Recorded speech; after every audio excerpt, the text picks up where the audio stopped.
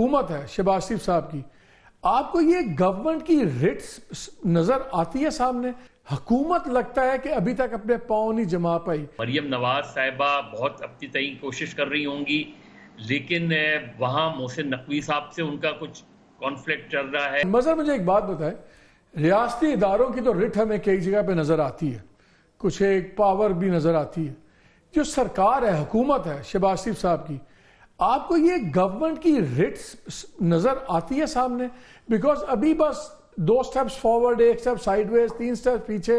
हुकूमत लगता है कि अभी तक अपने पांव नहीं जमा पाई। आपको लगता है कि गवर्नमेंट शहबाज साहब has got a handle on things? मालिक, मुझे वो अभी आपने साग डार साहब की बात की, साग डार साहब हॉकी के उस प्लेयर की मानने लगते हैं जो हमारे यहाँ होते थे कभी, एक आध प्लेयर जब हॉकी का उरूज था कि वो हर जगह जाके खेलते थे। वो चाहे वो सेंटर फॉरवर्ड हो, लेकिन वो कहीं राइट इन भी खेला करते थे, राइट आउट भी चले जाते थे, लेफ्ट आउट भी चले जाते थे। तो डार साहब की जो इस वक्त पर्सनैलिटी है वो बिल्कुल मुझे उसी तरह की लग रही है। मुझे बताया ना, फॉरेन मिनिस्टर का काउंसिल ऑफ कॉमन इंटरेस्ट में क्या काम? यानी कोई तो एक लॉजिक होती है ना यार, वहां तो फिर भी लॉजिक बन जाएगी। मुझे आप ये बताएं, प्राइवेटाइजेशन कमेटी को हेड करने में क्या काम है? हाँ, मतलब आप यही तो देखें ना कि वो कोई ऐसी जगह छोड़ना नहीं चाह रहे। मुझे ये मिफ्ता की जो सारी कंप्लेंट थी वो यही थी कि मुझे जब जाना पड़ता है तो IMF के लिए अमेरिका जाना पड़ता है तो मुझसे कहा जाता है लंदन होते हुए जाएं, और वापसी में लंदन रुकते हुए आएं, और हर जगह मुझे इसहाक डार साहब का कोई ना कोई उसमें वो नजर आता है। तो आई डोंट नो, मुझे बिल्कुल सही कह रहे हैं आप कि वो गवर्नमेंट की एक डायरेक्शन अब तक नहीं सेट हो पा रही कि अब आपकी 2/3 मेजोरिटी भी आ गई। अच्छा चलिए, 2/3 पीपल्स पार्टी से एक रिलेशनशिप, आज भी मैंने पीपल्स पार्टी के लोगों से, उन्होंने कहा नहीं अभी तक कोई भी दूर दूर तक इस चीज़ का इम्कान नहीं है कि हम गवर्नमेंट का हिस्सा होंगे। तो मुस्लिम लीग नून की ये जो बज़ाहिर सोलो फ्लाइट नज़र आती है, इसमें भी मुस्लिम लीग नून के अंदर देख लेना आप, जो चीज़ें हो रही हैं उसके अंदर। अब नवाज शरीफ साहब लीडर हैं, सब कुछ हैं, लेकिन हर मीटिंग में वो मौजूद, हर दूसरी मीटिंग में पंजाब में वो मौजूद हैं। वही उन्हीं की डायरेक्शन चल रही है। मरियम नवाज साहिबा बहुत अपनी तय कोशिश कर रही होंगी, लेकिन वहाँ मोहसिन नकवी साहब से उनका कुछ कॉन्फ्लिक्ट चल रहा है IG और चीफ सेक्रेटरी के मामले पे। तो जाहिर है गवर्नमेंट मुझे बिल्कुल भी सेटल्ड नजर नहीं आ रही। जब वो हसनात की खबर छपी हुई है एक्सप्रेस ट्रिब्यून में, सीनियर कोर्ट रिपोर्टर हैं, अच्छा उनको खबर लिखते हैं, उन्होंने लिखा कि जी जब ये इन्होंने तसद्दुक़ जिलानी साहब ने फैसला इसलिए किया कि उनको ये पता लगा कि जो फुल कोर्ट बैठा था, मीटिंग सेकंड मीटिंग हुई, उसमें यूनानिमस डिसीजन नहीं थी, तमाम जजेस इसके हक में नहीं थे कि कमीशन बनना चाहिए, अगरचे वो माइनॉरिटी में थे उनके मुताबिक, लेकिन ये यूनानिमस नहीं थी। तो उन्होंने एक तो उससे घबराए, फिर उन्होंने मिनट्स ऑफ द मीटिंग मांगे कि उस मीटिंग में क्या हुआ। वो उनको दोनों तरफ से ना सुप्रीम कोर्ट ने ना गवर्नमेंट ने किसी ने मिनट्स नहीं दिए। तो उसके बाद उन्होंने देखा कि ये तो बहुत अब गंद पड़ रहा है। उसके बाद वो अपने आप को रिक्यूज कर लिया, बिकॉज लॉ मिनिस्टर ने कैटेगोरिकली एक प्रोग्राम में कहा कि उन्होंने अपनी कंसेंट दी थी और उनसे 2 बार बात हुई थी। मेरा ख्याल था कि डिफ्यूज ये कर रही है, अब फायजीसा साहब इसको डिफ्यूज करेंगे, बिठाएंगे, लेकिन जब जजेस को लेटर्स आ जाते हैं वेदर राइट और रॉन्ग, एंथ्रैक्स है या नहीं है, ये तो मामले को और बढ़ावा दिया जा रहा है। और मेरा नहीं ख्याल कि कोई ये खातून, कोई टोबा टेक सिंह में बैठा हुआ बंदा या बंदी इतने वो ऑन द रोल थे कि सडनली 6-8 लेटर्स भी सारी कोर्ट को आ गया और उसमें पाउडर भी डाल दिया गया।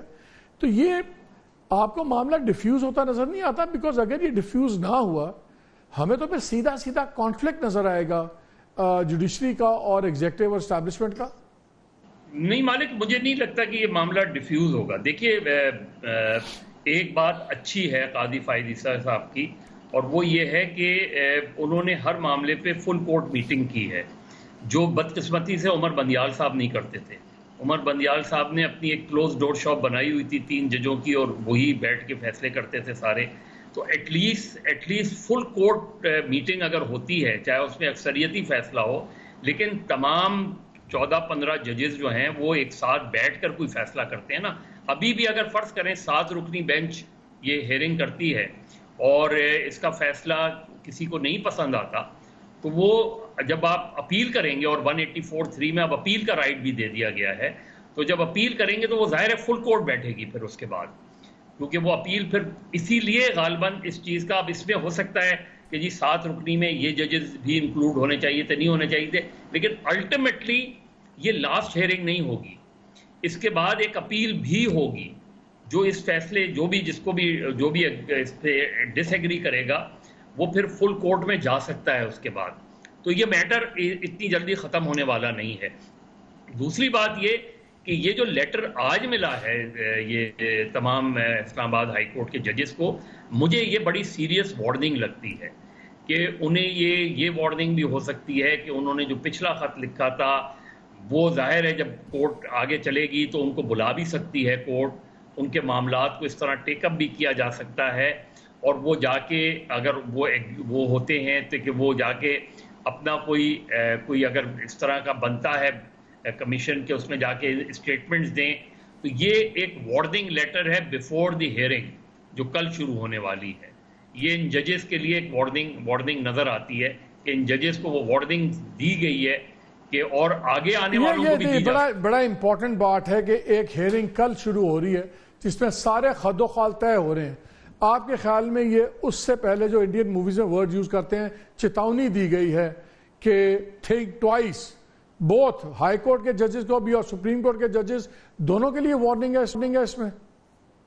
बिल्कुल है मालिक, यही लगता है, हो सकता है मैं गलत हूं, लेकिन मुझे इसकी टाइमिंग बड़ी खतरनाक लगती है, जस्ट बिफोर द हियरिंग।